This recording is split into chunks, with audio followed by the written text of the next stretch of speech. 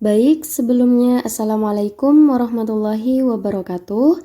Perkenalkan, nama saya Madinatul Munawwaroh, biasa dipanggil Dina, asal Universitas Madura. Jadi di sini saya akan menjelaskan kepada teman-teman sekalian mengenai transformasi kelas 9 nih materinya.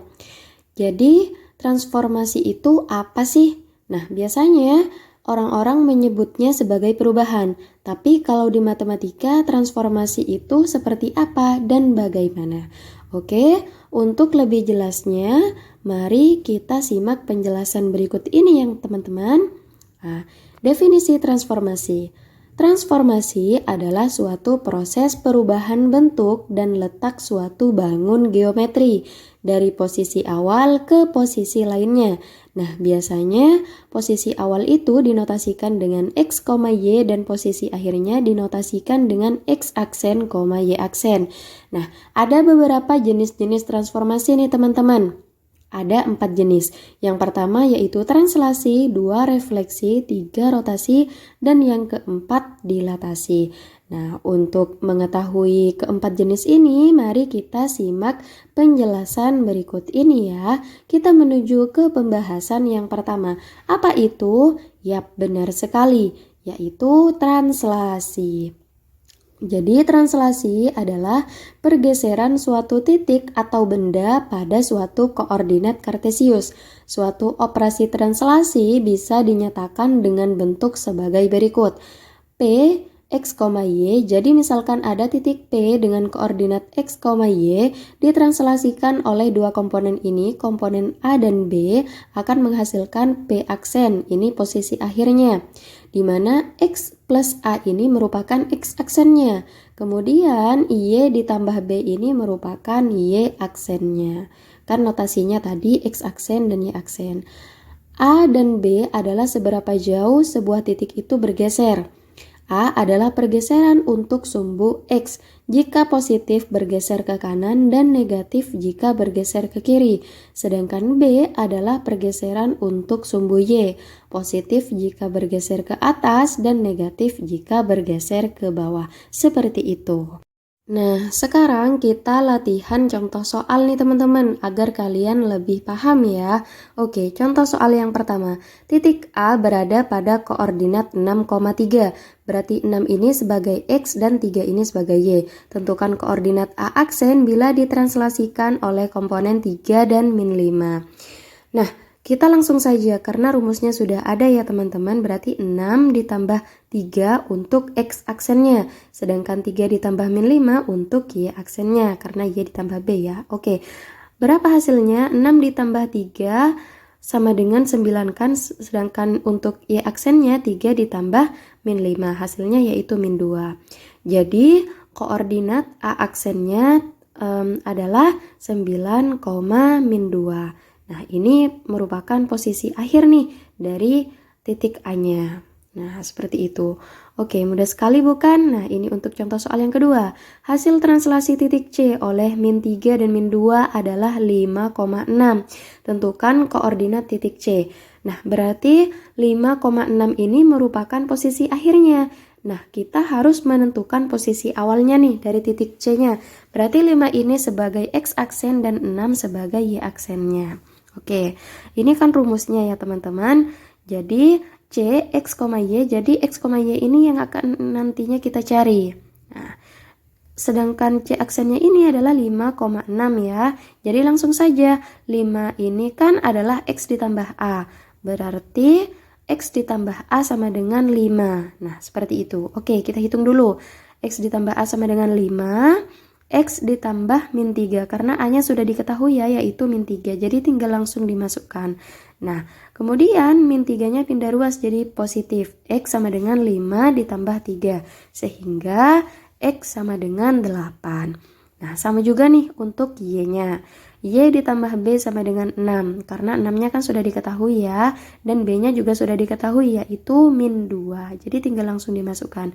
Y ditambah min 2 sama dengan 6. Y sama dengan 6 ditambah 2 karena pindah ruas ya, sehingga menghasilkan Y sama dengan 8.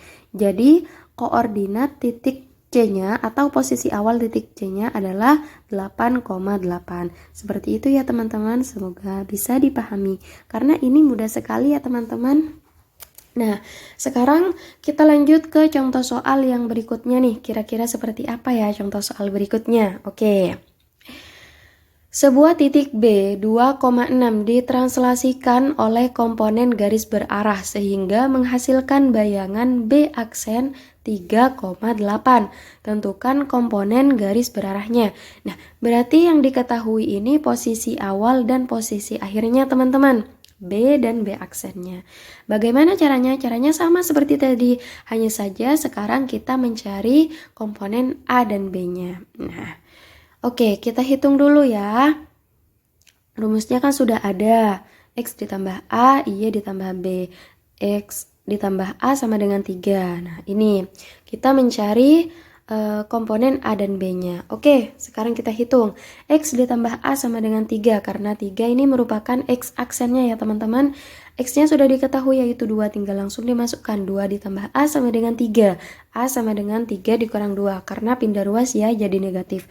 A sama dengan 1. Nah, sama juga ya untuk B-nya. Y ditambah B sama dengan 8. Kemudian karena Y-nya sudah diketahui, jadi tinggal langsung dimasukkan ya. Yaitu 6. 6 ditambah B sama dengan 8. B sama dengan 8 dikurang 6. Karena 6-nya pindah ruas menjadi negatif. Sehingga menghasilkan B sama dengan 2. Jadi komponen A-nya sama dengan 1 dan komponen B-nya sama dengan 2. Seperti itu. Mudah sekali bukan? Oke, contoh soal yang berikutnya nih. Sebuah segitiga siku-siku memiliki koordinat A 2,1, B 2,6, dan C 6,1. Tentukan bayangan segitiga siku-siku tersebut jika ditranslasikan oleh komponen 2 dan min 5. Nah, sama saja rumusnya sudah tersedia, berarti ini kita hanya perlu mentranslasikan titik A, B, dan C-nya satu persatu teman-teman. Seperti itu. Caranya bagaimana? Oke, mari kita hitung. Kita hitung untuk A aksennya terlebih dahulu nih teman-teman. Berarti kan 2 ditambah 2. Ini untuk X aksennya teman-teman. 2 ditambah 2 sama dengan 4. Kemudian untuk Y aksennya 1 ditambah min 5 sama dengan min 4. Sehingga koordinatnya adalah 4, min 4. Nah, kemudian untuk B aksennya nih 2 ditambah 2 sama dengan 4. Kemudian untuk Y aksennya 6 ditambah min 5 sama dengan sama dengan 1 ya. Berarti koordinat B aksennya terletak pada koordinat 4,1. Posisi akhirnya maksudnya. Nah, kemudian untuk yang terakhir yaitu C aksennya, posisi akhirnya. Berarti 6 ditambah 2 ini untuk X aksennya, kemudian 1 ditambah min 5 untuk Y aksennya. 6 ditambah 2 sama dengan 8, 1 ditambah min 5 sama dengan min 4. Berarti posisi akhirnya terletak pada koordinat 8, min 4. Seperti itu teman-teman. Semoga mudah dipahami ya. Oke, kita lanjut ke contoh soal yang berikutnya nih. Sebuah persegi dengan bayangan A aksen min 4, min 4, B aksennya min 1, min 4, C aksen min 1, min 1, dan D aksen min 4, min 1 merupakan hasil translasi oleh komponen 3 dan min 6. Tentukan koordinat awal bangun persegi tersebut. Nah, berarti kita harus mencari posisi awalnya satu persatu nih teman-teman. Ya kan? Karena yang diketahui posisi akhirnya dari bangun persegi ini. Nah, oke, kita hitung untuk yang pertama dulu. Caranya ya sama seperti tadi, X ditambah 3 sama dengan min 4. X sama dengan min 4 dikurang 3 karena pindah ruas. Sehingga X sama dengan min 7. Kemudian untuk Y-nya berarti Y ditambah min 6 sama dengan min 4 ya. Y sama dengan min 4 ditambah 6 karena pindah ruas jadi positif ya. Sehingga menghasilkan Y sama dengan 2. Jadi posisi awal titik A-nya terletak pada koordinat min 7,2.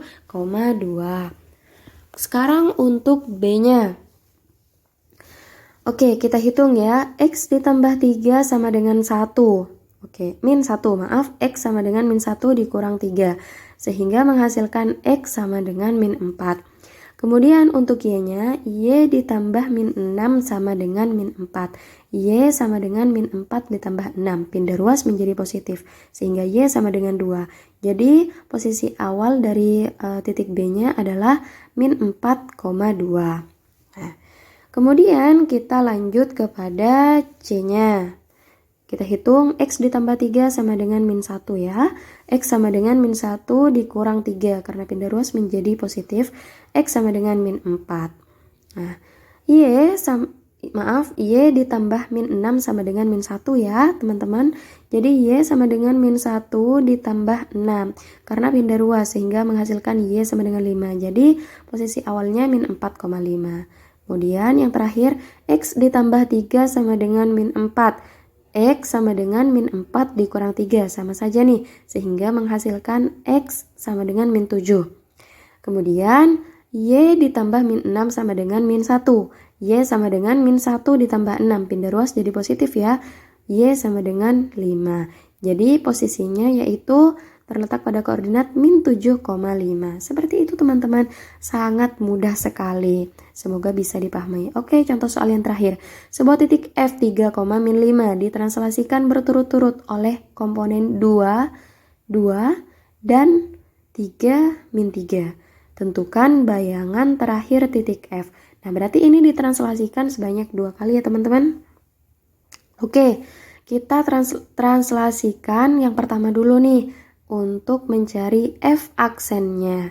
Nah, berarti 3 ditambah 2 untuk aksennya sama dengan 5, sedangkan min 5 ditambah 2 sama dengan min 3 untuk Y aksennya. Jadi F aksennya itu sama dengan 5, min 3. Kemudian F aksennya ini ditranslasikan lagi oleh komponen 3 dan min 3. Jadi F double aksennya sama dengan 5 ditambah 3 ya teman-teman. Kemudian untuk Y double aksennya sama dengan min 3 ditambah min 3. Hasilnya 5 ditambah 3 sama dengan 8, min 3 ditambah min 3 sama dengan min 6. Jadi ini adalah bayangan terakhir dari titik F teman-teman. Seperti itu. Baik, sekarang kita menuju ke pembahasan yang selanjutnya ya. Apa itu? Ya, pembahasan yang selanjutnya yaitu refleksi. Jadi refleksi adalah pencerminan suatu titik atau benda pada suatu koordinat kartesius. Suatu titik bisa dicerminkan terhadap garis atau bahkan terhadap titik yang lain nih. Nah, untuk rumusnya P dengan koordinat A, B. Jadi misalkan ada titik P dengan koordinat A, B. M, Y sama dengan X. Maksudnya M di sini mirror, dicerminkan terhadap garis Y sama dengan X. Nah, akan menghasilkan bayangan berupa P aksen. Y sama dengan X ini hanya contoh ya teman-teman. Nah, nantinya ini bisa berubah-ubah. Berubah-ubahnya seperti apa nih Kak? Oke, mari kita lihat tabel berikut ini. Jadi, misalkan ada P dengan koordinat A, B dicerminkan terhadap sumbu X misalnya. Dicerminkan terhadap sumbu Y akan menghasilkan bayangan yang sumbu X misalnya bayangannya berupa A, min B. Kemudian dicerminkan terhadap garis Y sama dengan X. Kemudian dicerminkan terhadap garis Y sama dengan min X dan seterusnya. Oke, kita langsung menuju ke contoh soal agar kalian lebih paham nih. Titik A berada pada koordinat 2,3. Tentukan koordinat A aksen bila direfleksikan terhadap titik O 0,0. Nah, kita lihat dulu nih pada tabel. Nah, yang mana ya? Oh, ternyata dicerminkan pada titik pangkal 0,0 nih, teman-teman. Berarti bayangannya berupa min A, min B. Nah, seperti itu. Jadi, titik A dengan koordinat A, B dicerminkan terhadap titik pangkal ini. Koordinatnya 2,3 berarti jadi negatif ya. Jadi min 2, min 3. Kalau misalkan titiknya 2, min 3. Nah, bayangannya seperti apa nih kalau dicerminkan terhadap titik pangkal? Sama saja, berarti bayangannya min 2, 3. Nah, seperti itu teman-teman. Mudah sekali bukan? Nah, Itu, kemudian untuk soal yang berikutnya, tentukan bayangan dari sebuah titik P 5,7 jika dicerminkan terhadap garis X sama dengan 3. Kita lihat dulu nih pada tabel, yang mana ya? Oh ini, ternyata dicerminkan terhadap garis X sama dengan H, hanya adalah 3, akan menghasilkan bayangan berupa 2H min A, B. Nah, seperti ini ya teman-teman. Nah, lalu bagaimana untuk yang selanjutnya? Hanya kan sudah diketahui nih 3 X sama dengan H kan. Jadi P dengan koordinat 5,7 dicerminkan terhadap garis X sama dengan 3 akan menghasilkan bayangan berupa P aksen. Kita hitung, hanya sudah diketahui 3. 2 kali 3 dikurang A-nya sama dengan 5. B-nya tetap ya 7. Nah, 2 dikali 3 sama dengan 6 nih teman-teman. Kemudian dikurang 5, B-nya tetap 7. 6 dikurangi 5 sama dengan 1,7. Jadi ini adalah bayangan dari titik P setelah dicerminkan terhadap garis X sama dengan 3. Baik, lanjut ke contoh soal yang berikutnya. Jika diketahui bayangan sebuah titik adalah A aksen 4,-2 yang merupakan hasil pencerminan sebuah titik terhadap garis Y sama dengan X. Tentukan posisi titik awal. Nah, berarti yang diketahui hasil pencerminannya, kita harus mencari posisi awalnya nih teman-teman, sebelum dicerminkan ya. Nah, berarti kan caranya sama ya, seperti tadi terhadap Y sama dengan X. Setelah kita lihat, maka bayangannya berupa B, A. Nah, jadi titik A-nya yang berupa 4,-2 ini maksudnya A aksennya posisi akhirnya, B-nya sama dengan 4, A-nya sama dengan -2 teman-teman, iya kan? Nah, sedangkan untuk mencari posisi awalnya berarti yang A jadi B, yang B jadi A, kebalikannya. Nah, berarti posisi awalnya sebelum dicerminkan koordinatnya adalah -2,4. Seperti itu teman-teman. Mudah sekali bukan? Nah, yang selanjutnya. Titik A dengan koordinat 7,5 direfleksikan terhadap garis Y sama dengan X. Wah, sama saja nih. Lalu dicerminkan kembali terhadap garis Y sama dengan 4. Berarti dicerminkan 2 kali ya. Tentukan bayangan akhir dari titik A. Nah, ini berarti setelah kita mencerminkan yang pertama, kita melakukan pencerminan untuk yang kedua kalinya teman-teman. Oke, yang pertama kan sama ya rumusnya sama yang di atas, berarti yang A jadi B, yang B jadi A teman-teman. Berarti koordinatnya adalah 5,7 hasil bayangannya. Nah, kemudian dari koordinat A aksennya ini kemudian dicerminkan kembali terhadap garis Y sama dengan 4, seperti itu. Berarti kita ngambil koordinatnya dari A aksennya ini teman-teman. Oke, mari kita hitung. Setelah kita lihat pada tabel, dengan A aksen koordinatnya A, B dicerminkan terhadap garis Y sama dengan K, akan menghasilkan A double aksen dengan koordinat A, 2K min B. Nah, K-nya kan sudah diketahui bahwa Y sama dengan 4, seperti itu. Berarti A-nya tetap koordinatnya 5, kemudian kita hitung untuk yang 2K min B-nya nih teman-teman. Nah, 2K min B, K-nya sudah diketahui sama dengan 4 ya, berarti kita hitung 2 kali 4, 8 dikurang 7 sama dengan 1. Jadi bayangan terakhir titik A-nya ini adalah 5,1. Ini koordinatnya teman-teman. Mudah sekali bukan? Yuk kita menuju ke contoh soal yang terakhir. Sebuah persegi dengan koordinat A 2,2, kemudian koordinat B-nya 4,2, C 4,4 dan D 2,4 dicerminkan terhadap garis Y sama dengan 4. Wah, sama saja nih. Tentukan koordinat bayangan persegi tersebut. Berarti sama ya rumusnya, akan menghasilkan bayangan berupa A, 2K min B teman-teman. Hanya saja kita perlu mencerminkannya satu persatu untuk titik A, B, C, dan D-nya. Nah, ini hasil bayangannya. Oke, kita tentukan dulu nih teman-teman. Dari yang pertama, A 2,2.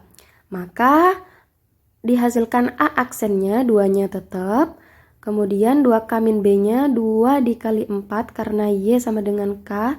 Kemudian dikurang 2. 2 kali 4 sama dengan 8 dikurang 2 sama dengan 6. Jadi koordinat A aksennya 2,6. Kemudian B 4,2 maka B aksennya 4-nya tetap 2 kali 4 dikurang 2 ya. 2 kali 4 sama dengan 8 dikurang 2 sama dengan 6. Jadi B aksennya adalah 4,6. Nah, kemudian yang ketiga C 4,4 maka C aksennya 4 tetap ya. Kemudian 2 kali 4 8 dikurang 4 4. Jadi koordinatnya 4,4. Nah, kemudian yang terakhir nih D 2,4 maka D aksennya 2-nya tetap ya. Kemudian 2 dikali 4 8 dikurang 4 sama dengan 4 ya, berarti koordinat D aksennya sama dengan 2,4. Seperti itu teman-teman. Mudah sekali bukan? Oke, karena contoh soalnya sudah selesai, sekarang kita lanjut ke pembahasan berikutnya, yaitu miskonsepsi yang sering dialami siswa nih. Nah, apa saja itu? Oke, yang pertama, siswa kurang memahami konsep mengenai perbedaan jenis-jenis transformasi, yakni translasi, refleksi, rotasi, dan dilatasi, sehingga membuat siswa sering mengalami kekeliruan, terutama dalam mengerjakan soal. Jadi, kalau teman-teman tidak paham tentang apa itu translasi, rumusnya seperti apa, kemudian refleksi itu apa, rumusnya bagaimana, makanya yang perlu teman-teman ingat itu tabel refleksinya seperti apa. Jadi teman-teman tuh harus paham betul dengan konsepnya, translasi seperti apa, perbedaannya bagaimana, seperti itu. Nah, oke. Selanjutnya yang pembahasan kedua nih, miskonsepsinya. Pada pembahasan translasi, siswa terkadang salah memahami bahwa A dan B adalah sejauh mana titik itu bergeser. Nah, benar kan? Seperti yang tadi, misalkan ada titik P dengan koordinat X, Y ditranslasikan oleh dua komponen yaitu A dan B. Nah, seperti itu. Nah, sedangkan pada pembahasan refleksi atau pencerminan, A dan B ini merupakan simbol dari koordinat. Nah, bisa kita lihat ya pada tabel refleksi ini, misalkan ada titik P dengan koordinat A, B. Nah, seperti itu. Jadi beda ya teman-teman, kalian harus betul-betul paham konsepnya tentang apa itu digunakan, seperti apa, seperti itu. Kemudian, pada pembahasan translasi, X dan Y merupakan simbol koordinat, sedangkan pada pembahasan refleksi, X dan Y merupakan sumbu pada koordinat kartesius. Nah, seperti yang sudah saya jelaskan tadi nih teman-teman, misalkan di translasi ya, titik P dengan koordinat X, Y, nah seperti itu. Sedangkan kalau di refleksi, X dan Y ini merupakan koordinat kartesius, sumbunya misalkan ada titik P dengan koordinat A, B dicerminkan pada sumbu X, sumbu Y, garis Y sama dengan X, dan seterusnya. Nah, kemudian nih pembahasan berikutnya yaitu mengenai kesulitan-kesulitan yang sering dialami siswa. Apa saja? Yang pertama, siswa terkadang mengalami kesulitan dalam menghafal rumus, terutama rumus yang terdapat dalam tabel refleksi ini.